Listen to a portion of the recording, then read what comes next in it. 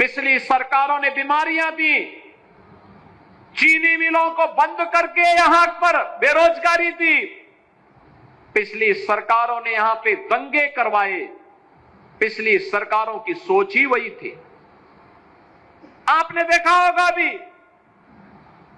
ये लोग जो परिवारवादी हैं, जिनकी सोच केवल अपने परिवार तक सीमित है, जाति का नारा देते हैं, लेकिन जब सत्ता में आते हैं तो तुष्टीकरण की नीतियों की पराकाष्ठा को पूरी करते हुए केवल अपने परिवार के विकास की बात करते हैं, अपने परिवार तक सीमित रह जाते हैं।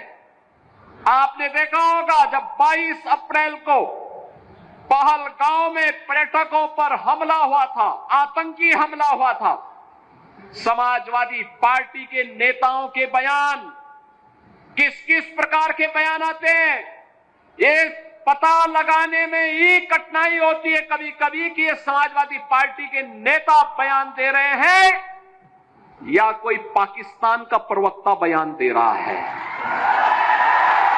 ये पता लगाने में ही कठिनाई हो जा रही है। आपने कल समाजवादी पार्टी के एक पदाधिकारी का मुंबई में दिया गया बयान देखा होगा।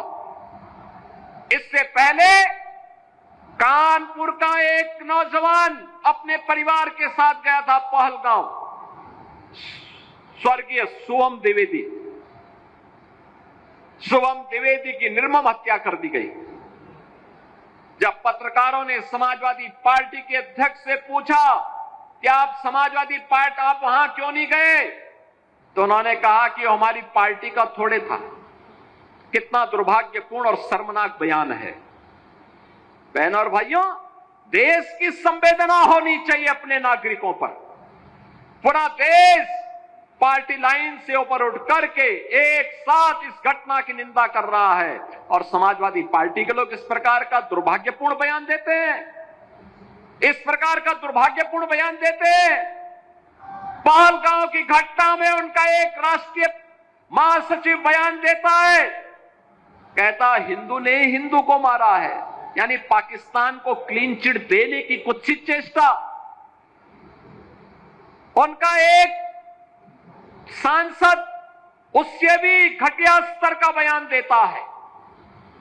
बहनों और भाइयों, जब भी जातिवाद की राजनीति होगी, जब भी विभाजनकारी राजनीति होगी, तो तुष्टीकरण की पराकाष्ठा को पार करते हुए आपकी सुरक्षा के साथ ऐसे ही खिलवाड़ करने का कुत्सित प्रयास करेंगे जैसे वर्तमान में कुछ कांग्रेस के नेता और समाजवादी पार्टी के नेता कर रहे हैं। हमें एक स्वर से निंदा करनी चाहिए। आतंकवाद के खिलाफ देश की लड़ाई प्रधानमंत्री मोदी जी के नेतृत्व में 144 करोड़ के भारत को एक स्वर से लड़ना चाहिए।